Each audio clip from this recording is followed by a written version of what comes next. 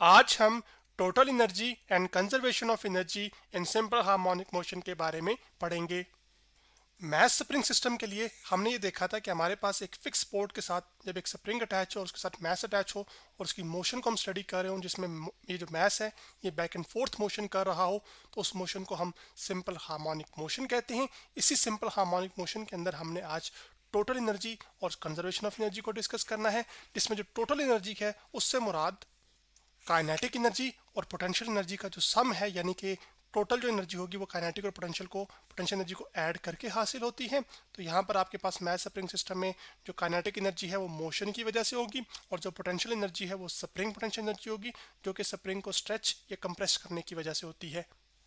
फिर ये mess spring system एक हॉरिजॉन्टल फ्रिक्शनलेस सरफेस पर पड़ा हुआ है। इसका मतलब है कि फ्रिक्शन की वजह से किसी तरह की जो हीट है वो जनरेट नहीं होगी, यानी कि फ्रिक्शन है ही नहीं तो फ्रिक्शन की वजह से हीट जनरेट होती है तो वो हीट जनरेट ही नहीं होगी।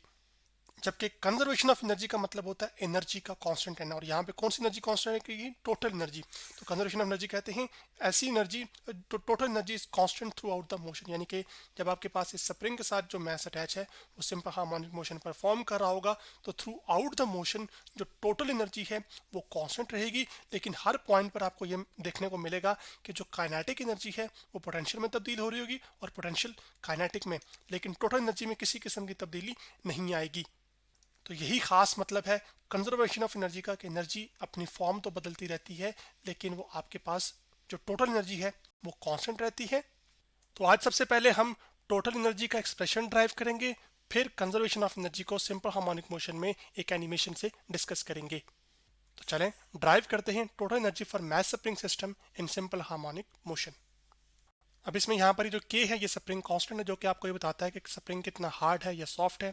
ये जो नेचुरल लेंथ होती है स्प्रिंग की उसको हम मीन पोजीशन भी कहते हैं, और आपके पास मीन पोजीशन से मैक्सिमम स्प्रिंग जितना स्ट्रेच होता है उस पोजीशन को हम कहते हैं एक्सट्रीम पोजीशन, और मीन पोजीशन से एक्सट्रीम पोजीशन तक का जो फासला होता है उसको एम्पलीट्यूड कहते हैं जो कि एक्स नॉट से रिप्रेजेंट किया जा रहा है।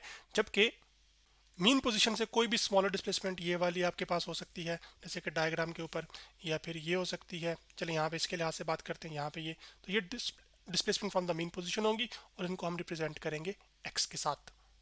तो अब जो टोटल एनर्जी होगी उसको मैं लिख रहा हूँ ई टोटल, तो यहाँ पे ई और नीचे इसके टी ओ टी लिख लेंगे जो कि बता रहा होगा टोटल एनर्जी को, जो कि बराबर होगी kinetic energy plus potential energy के। अब सबसे पहले हम काइनेटिक एनर्जी का जो एक्सप्रेशन ड्राइव किया था जो कि हमारे पास निकल कर आया था 1/2 के एक्स नॉट का स्क्वायर माइनस एक्स का स्क्वायर। काइनेटिक एनर्जी की जगह हम ये एक्सप्रेशन सब्स्टिट्यूट करेंगे, जबकि पोटेंशियल एनर्जी का जो एक्सप्रेशन है वो हम spring potential energy of mass spring system and simple harmonic motion के लेक्चर में से लेंगे जो कि हमारे पास ड्राइव होकर आया था 1/2 के एक्स स्क्वायर।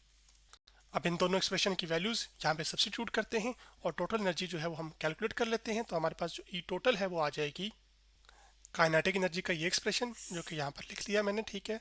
फिर प्लस का साइन आएगा यहाँ पर बीच में और उसके बाद 1/2 के एक्स स्क्वायर आ जाएगा जो कि पोटेंशियल एनर्जी का एक्सप्रेशन है। तो अब जो ई टोटल है वो आपके पास आ जाएगी। सबसे पहले हम राइट हैंड साइड में मल्टीप्लिकेशन भी करेंगे तो मैं लिख देता हूँ पहले 1/2 के एक्स नॉट का स्क्वायर आ जाएगा यहाँ पर, तो मैं लिख लेता हूँ के एक्स नॉट का स्क्वायर। फिर माइनस आ जाएगा यहाँ पर हमारे पास 1/2 के एक्स स्क्वायर से मल्टीप्लाई होगा तो 1/2 ये बन जाएगा के एक्स स्क्वायर, और उसके बाद साथ आ जाएगा आपके पास प्लस और साथ वही सेम एक्सप्रेशन 1/2 के एक्स का स्क्वायर।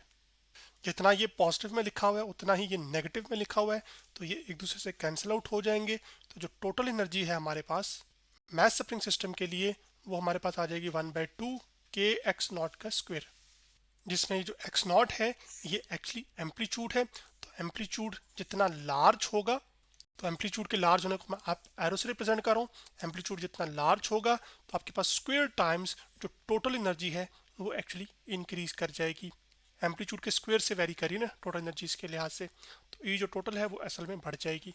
इसी तरह स्प्रिंग कांस्टेंट के साथ वो लीनियरली प्रोपोर्शनल है, तो जितना स्प्रिंग कांस्टेंट ज़्यादा होगा आपके पास टोटल एनर्जी उतनी ही ज़्यादा होगी। तो जो हार्ड स्प्रिंग होता है उसके लिए के की वैल्यू ज़्यादा होती है, जबकि जो सॉफ्ट स्प्रिंग होता है उसके लिए के की वैल्यू कम होती है। इसका मतलब ये हुआ कि जो total energy for hard spring is more than for soft spring.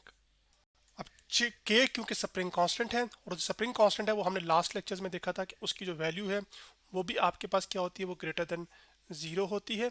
उसके साथ साथ आपके पास जो एक्स नॉट है जो कि एम्पलीट्यूड है वो पॉजिटिव भी हो सकता है, नेगेटिव भी हो सकता है। पॉजिटिव तब जब आप डिस्प्लेसमेंट ले रहे हैं फ्रॉम मीन पोजीशन के राइट साइड पे, और नेगेटिव तब होगा जब डिस्प्लेसमेंट आप देख रहे हैं मैक्सिमम डिस्प्लेसमेंट मीन पोजीशन से लेफ्ट की तरफ। लेकिन चाहे पॉजिटिव हो या नेगेटिव हो, नेगेटिव नंबर का स्क्वायर भी क्या आ जाता है पॉजिटिव, तो आपके पास इसका मतलब है कि पूरा जो ओवरऑल एक्सप्रेशन है राइट साइड पे वो पॉजिटिव रहेगा। तो इसका मतलब ये हुआ कि जो टोटल एनर्जी है मैथ स्प्रिंग सिस्टम के लिए वो भी क्या रहेगी, वो पॉजिटिव रहेगी, और यानी कि वो greater than equal to greater than फिर क्या होगी, वो असल में जीरो होगी टोटल एनर्जी। अब इसी चीज़ को हम एक एनिमेशन से देखते हैं जाकर, और वो एनिमेशन मैं आपको इस वेबसाइट जो कि ophysics.com से ली है मैंने, उसमें यही एक फिक्स पोर्ट, उसके साथ स्प्रिंग और स्प्रिंग के साथ एक मैश अटैच जो कि वो स्ट्रेच हुआ है। अब इस एनिमेशन को जब मैं रन करता हूं तो आप ये देख रहे हैं कि ये मैश स्प्रिंग सिस्टम ये मोशन में आ चुका है। अब इसके अंदर यहाँ पर आपने इस ग्राफ पे देखना है, यहाँ पर जो टोटल एनर्जी है उसको वाई एक्सिस पर प्लॉट किया गया है, जबकि पोजीशन को एक्स एक्सिस पर। अब टोटल एनर्जी जो है वो आप देख रहे हैं कि वो इस काली लाइन से रिप्रेजेंट हो रही है जो कि कांस्टेंट है किसी भी पोजीशन पर। अब इसी का मतलब कैसे हो वो बताता हूँ कि अब आपके पास जो साथ आपको ये ग्रीन कर्व और आपके पास ये जो रेड कर्व नजर आ रहा है, ये असल में काइनेटिक एनर्जी और पोटेंशियल एनर्जी के ग्राफ्स हैं। और ये आपको ये बता रहे हैं कि टोटल एनर्जी कैसे हासिल होती है, काइनेटिक एनर्जी और पोटेंशियल एनर्जी का सम करके। तो आप ये देख रहे हैं कि थ्रू आउट द मोशन आपके पास जो काइनेटिक है वो पोटेंशियल में बदल रही है, और जो पोटेंशियल है वो काइनेटिक में बदल रही है, लेकिन जो टोटल एनर्जी है उस पर कोई फर्क नहीं पड़ रहा। इसका मतलब है कि यही कहलाता है law of conservation of energy.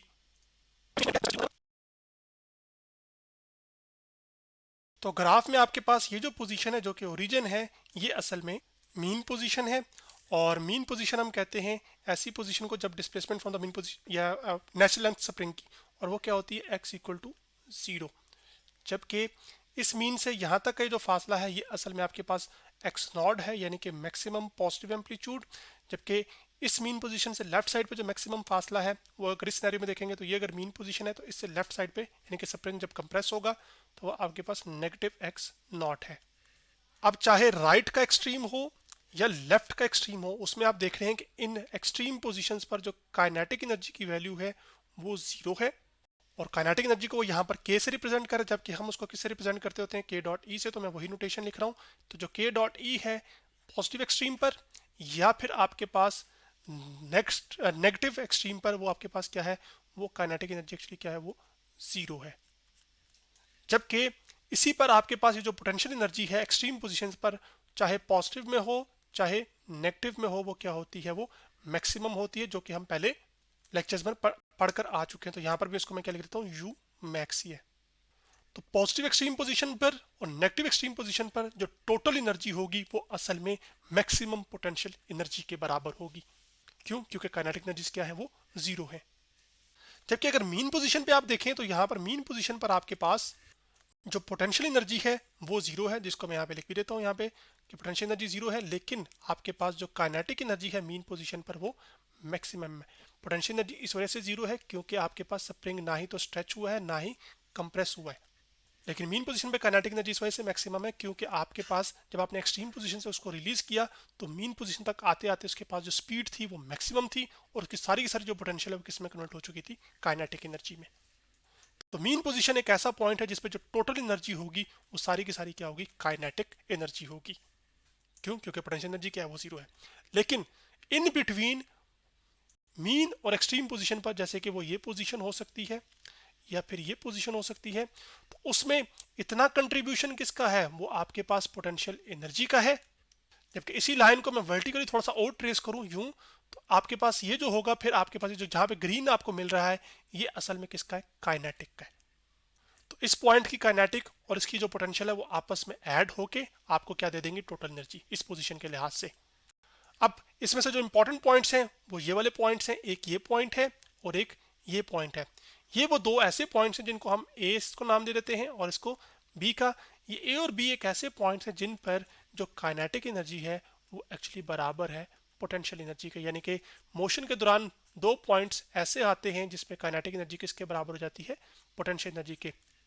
यानी कि जितनी काइनेटिक एनर्जी की वैल्यू है इस पोजीशन पर उतनी ही पोटेंशियल एनर्जी की भी। तो टोटल ऐड होके आपको टोटल काइनेटिक एनर्जी दे देते हैं। अब ये पोजीशंस क्या हैं, आइए उसको कैलकुलेट करते हैं। लेकिन उस पर जाने से पहले आप राइट एक्सट्रीम से जब आपके पास मैच को छोड़ेंगे तो पोटेंशियल काइनेटिक में कन्वर्ट होती जाएगी, फिर मीन पोजीशन पे जाके काइनेटिक मैक्सिमम, और उसके बाद फिर पोटेंशियल एनर्जी क्या होना शुरू हो जाएगी, वो असल में आपके पास डिक्रीज होना शुरू हो जाएगी। सॉरी, मीन पोजीशन पर जाते जाते आपके पास पोटेंशियल एनर्जी जो है वो बढ़ना शुरू हो जाएगी, जबकि जो काइनेटिक एनर्जी है वो एक्चुअली आपके पास कम होना शुरू हो जाएगी।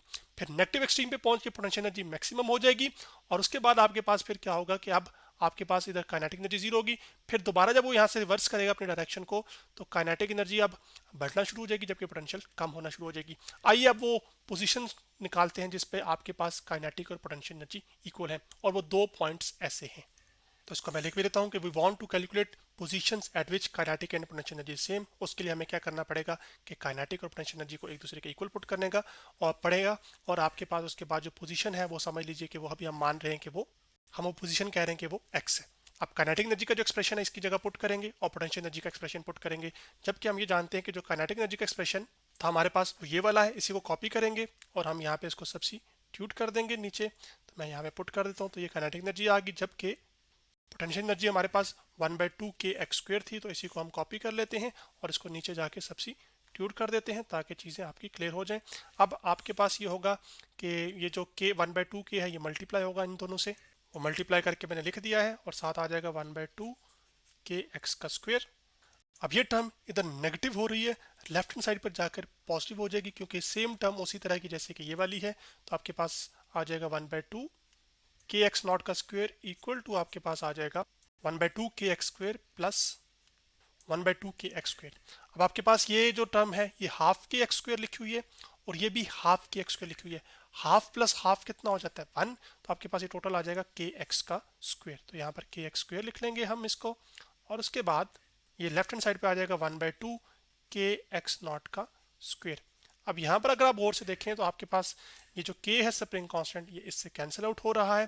तो हमारे पास जो एक्स स्क्वायर है वो आ जाएगा इक्वल एक्स नॉट का स्क्वायर डिवाइडेड बाय 2। और स्क्वायर को ख़त्म करने के लिए हम दोनों जानिब स्क्वायर रूट लेंगे, एक्स नॉट का स्क्वायर डिवाइड बाय यहाँ पे 2, सब दोनों जानिब स्क्वायर रूट ले लिया। अब ये स्क्वायर स्क्वायर रूट से कैंसिल आउट हो जाएगा, तो x हमारे पास आ जाएगा आपके पास इक्वल टू प्लस माइनस, ये इसका जो स्क्वायर रूट से कैंसिल आउट होगा तो एक्स नॉट आ जाएगा यहाँ पर, डिवाइडेड बाय 2 परफेक्ट स्क्वायर नहीं है, तो फिर हम क्या करेंगे कि आपके पास इसको स्क्वायर रूट 2 में ही लिख लेंगे। तो आपके पास ये एक्स नॉट क्या है, ये तो एम्पलीट्यूड है। अब एम्पलीट्यूड को आप स्क्वायर रूट 2 से डिवाइड कर देंगे तो ये वो पोजीशन आ जाएगी जिस पर काइनेटिक एनर्जी और पोटेंशियल एनर्जी क्या होंगे, वो सेम होंगे। पॉजिटिव वाला ये बताएगा कि ये जो पोजीशन है ये मीन पोजीशन से राइट तरफ है, जबकि नेगेटिव वाला ये बताएगा कि ये जो पोजीशन है मीन पोजीशन से लेफ्ट की तरफ है।